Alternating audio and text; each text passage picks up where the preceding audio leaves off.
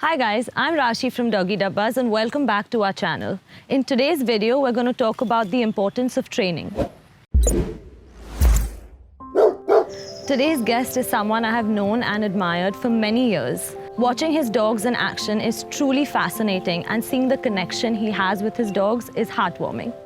It's my pleasure to have Adnan Khan here today from Canine School to talk about this very important topic. Welcome Adnan, it's a pleasure to have you here. Pleasure to be here. Thank you so much for having me. So Adnan, tell us a little bit about Canine School and how it came about. It was just a Facebook page back in 2014. I was doing home visits and consulting a lot of pet parents, going to their homes and guiding them about how to raise their dogs properly.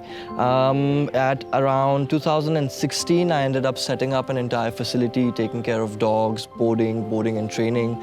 And we haven't looked back ever since, and we've just expanded into having an institute for trainers now as well. We supply and consult with military dog operations all over the country, and we have a not-for-profit initiative called Canine Healers, which is specifically for therapy dogs as well. So it's been a fantastic journey so far, and I'm glad to be here.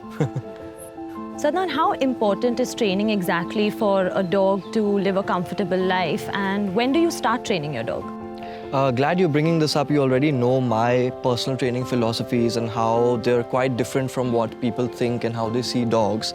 So it's really important that I start off with, instead of these precise questions on how I see dog training and how, I want to pass off this kind of understanding to people who get dogs, that before we even get a dog, before we even select a dog, the person's training, the people's training starts on the very day that they start thinking about having a dog at home. So I probably get 1 or 2% of my clients who approach me and call me the day they start thinking about the dog and they start choosing the breed, whether it's adoption or it's a puppy from a reputed breeder, what breed they should be getting, whether it's a male or female. So for me, this a pre-adoption counseling is much more important, and that in itself also falls in dog training.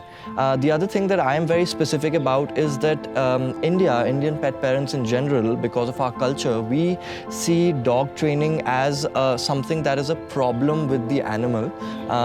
Like we see, people fixing machines. Like, if there's something wrong with the car, I would always say, oh, there's an error with the car, right? But if it's, human kids that we're raising, we know that it's a matter of upbringing, and the kids will always pick up things from the family.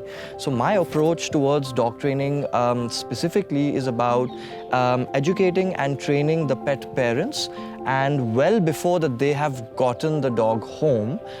That for me is the most ideal way to approach dog training. Obviously, most of the people don't do that. They run into, people like you and me only very much after that they've gotten a dog home. In that case, I would say that training starts on the very first day that you bring the dog home, whether it's a young puppy or it's an adult dog with a history, with a background. Every single day that they're living in your house, they're learning something new. Right? Learning, basically doing something repetitively, basically means conditioning. So whether we are training them or not for good behaviors, they are being trained on a day-to-day basis on what the house culture is like, what the lifestyle is like, what the schedules are like. So the training is ongoing.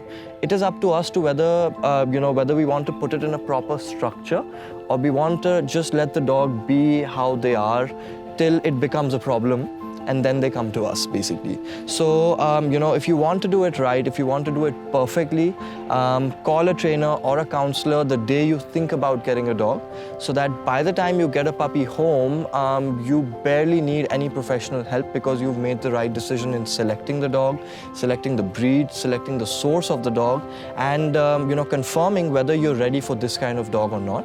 Most of the problems can be, sorted out well before you get the dog home, right? And half the issues will not even arise if we've made the right decisions and if we are proactive in approaching the dog, basically. Right.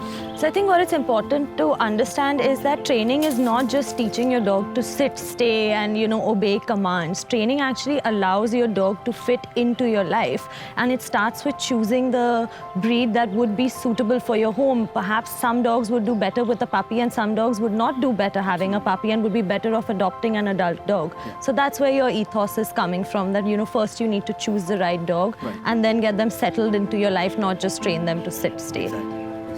And yeah, you know, to pick up from that, people see training again as, you know, as I like to put it, as installing a brand new software in your laptop. And people are approaching dog training in the same way that they will come to me with a dog full of problems and issues, and they will deal with us how they would deal at a laptop repair center or a car mechanic's place, where they would say, here's, you know, a dog full of problems, these are the things that's wrong with him, here's the money, here's the timeline, now just fix everything and give it back, you know, to me fresh as new.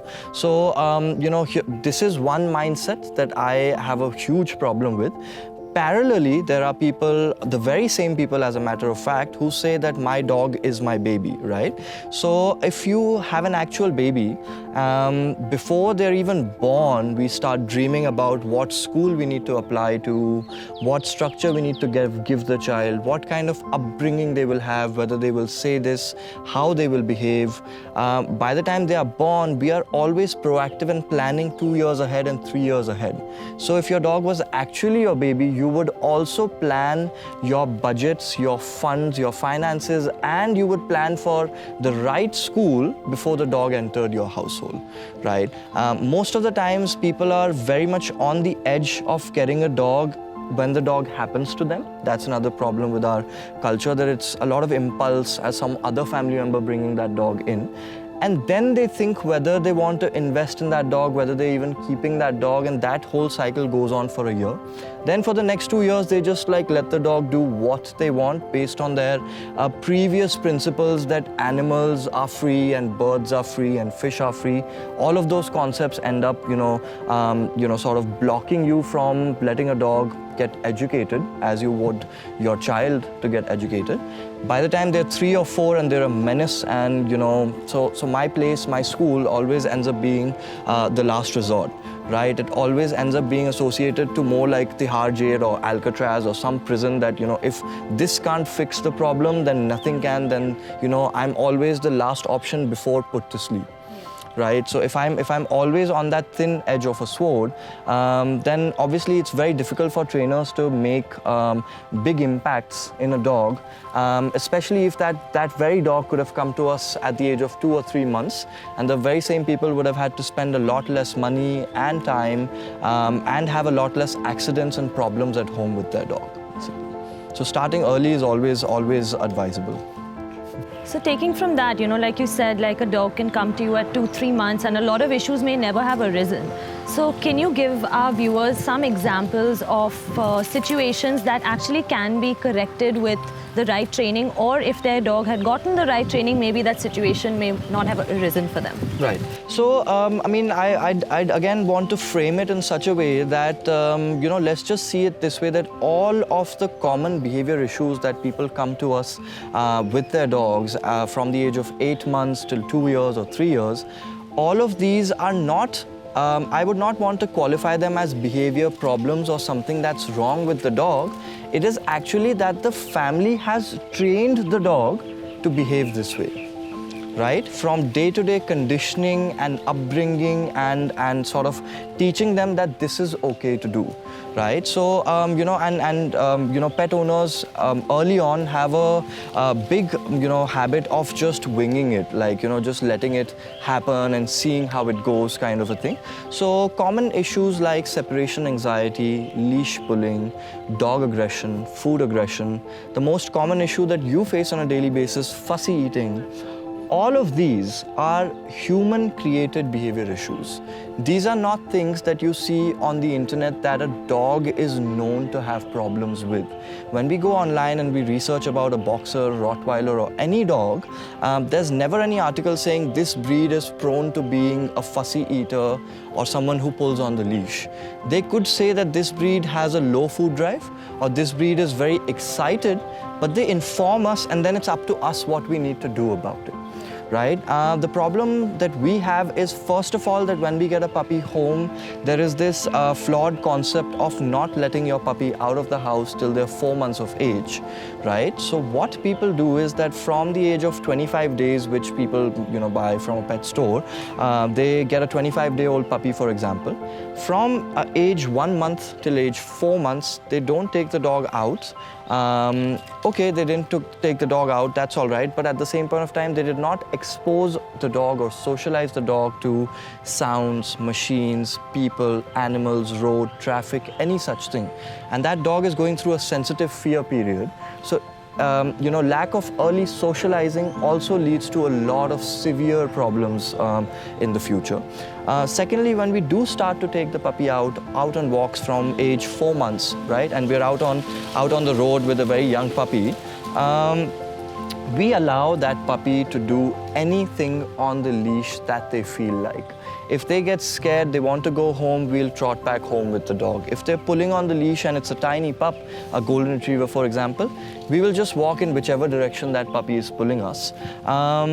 If somebody finds my puppy cute and they come running towards petting that dog, we allow it, right? If some friendly dog comes out of nowhere, we allow the dog to also play with that dog.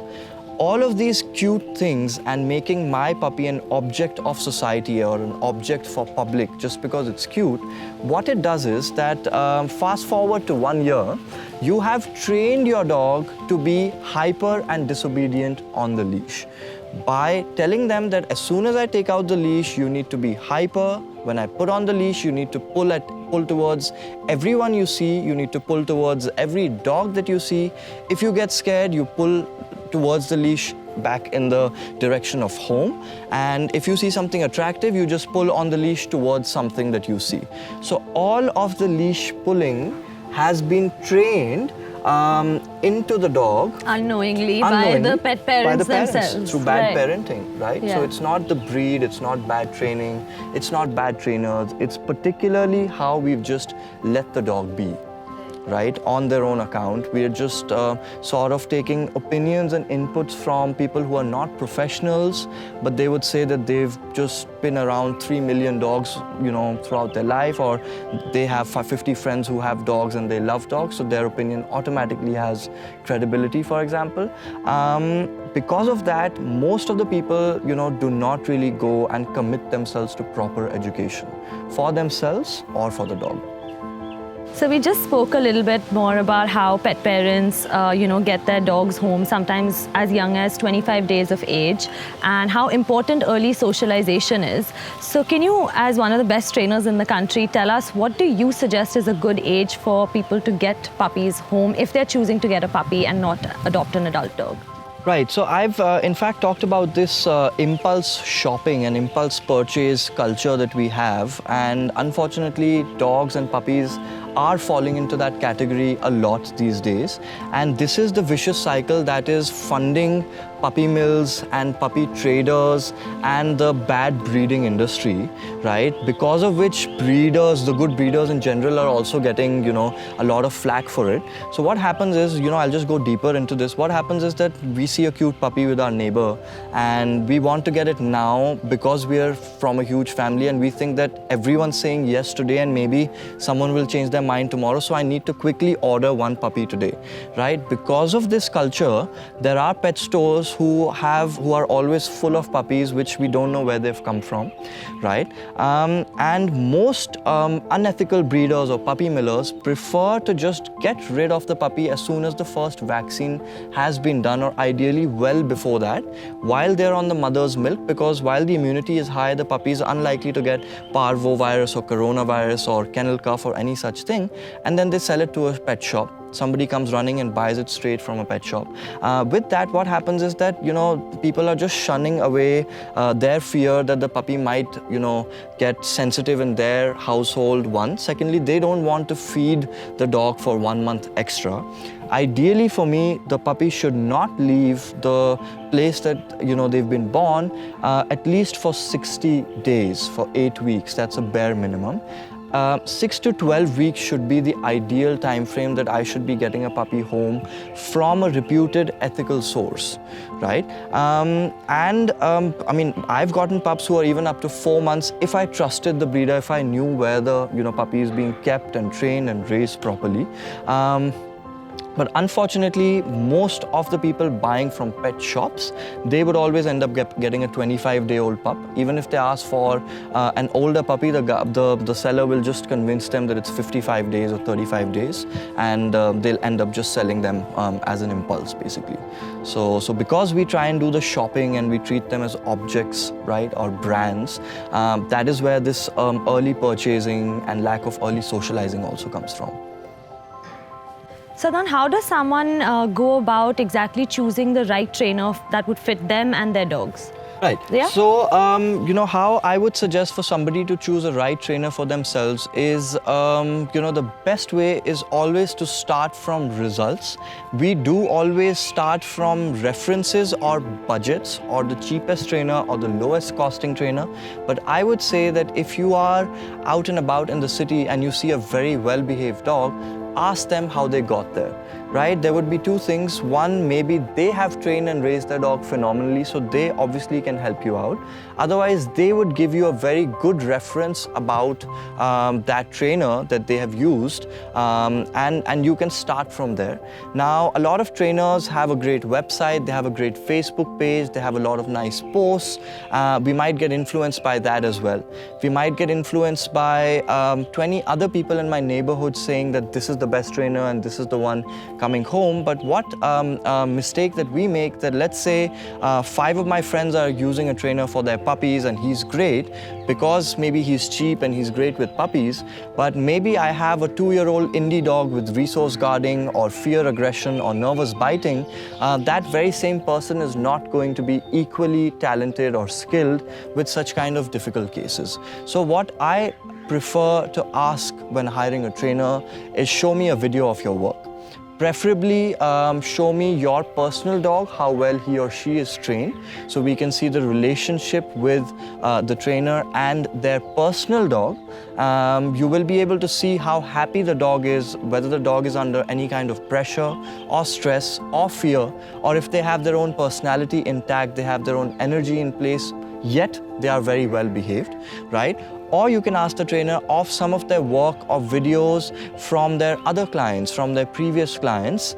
Ideally, if you can get a similar case that the trainer has worked on prior to your case, that can be really, really helpful.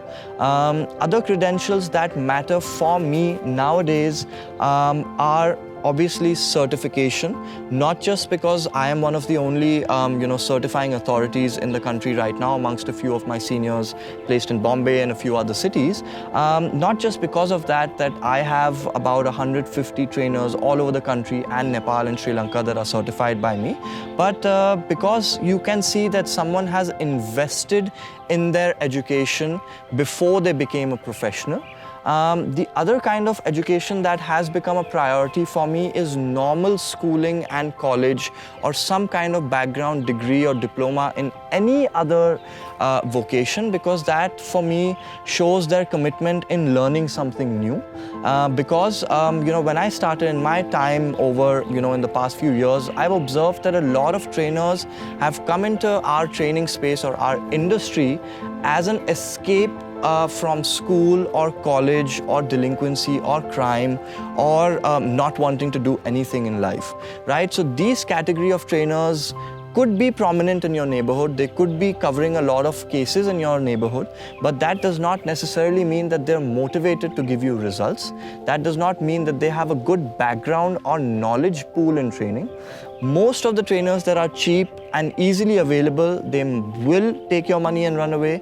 They might hit your dog when they don't know how to train properly. They might not even train when they're taking your dog away.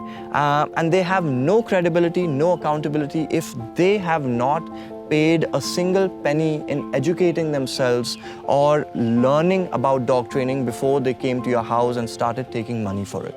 Okay, so Adnan, if you could give our pet parents just one training tip, like what's your #1 pet parent training tip that you'd give them?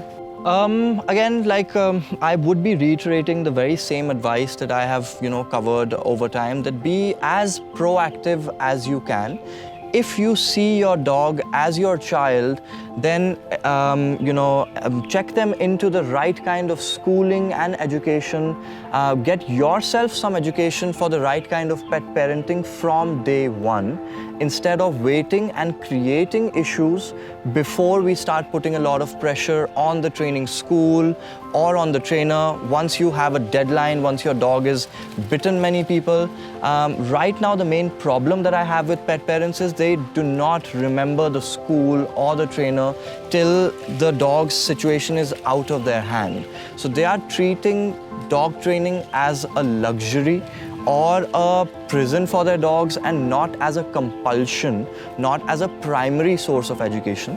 One example that I'd like to give you is that I travel a lot all over the world for training, either for learning or for giving consulting or teaching others. And the best kind of dogs that I've seen are in Eastern Europe, like Croatia and Czech Republic.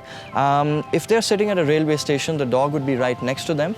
They get up and they walk away, and the dog is off leash following them through the city in buses, trains, public places, without ever having to turn around and call the dog. And why is that? And the handler could be a 5-year-old kid or an 80-year-old woman, right? And he or she is able to handle their dog and control them in public places without a leash, right? Why that is because we have, these countries have laws that as soon as you own a dog, you have to show the dog's training certificate that the dog has gone through 2 months or 1 month of training before your community or the police can accept you as a pet parent, and they can allow you to keep the dog in the house, right? Your insurance for the house, car, dog, everything depends on showing your dog's training certificate. So it is a national mandate. It is not optional. Dog training in rest of the countries is not something that we will do as a worst case scenario, but dog training is a must in all other countries. When we start to see education of our dog and education of ourselves, like we see education of our kids as a necessity, I think the whole, our life in pet keeping and pet raising will completely transform. Absolutely. I think what you said is like bang on, and that is something that, all pet parents need to understand today, that I think we need to replace the word training with upbringing. So that you can actually understand the full extent of how important training is. Exactly.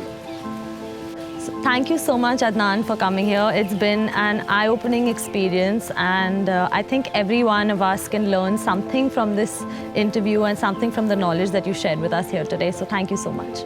All right, guys, that's all for today. Thank you so much for watching. Hope you liked it. Do like, share, and subscribe. See you next time.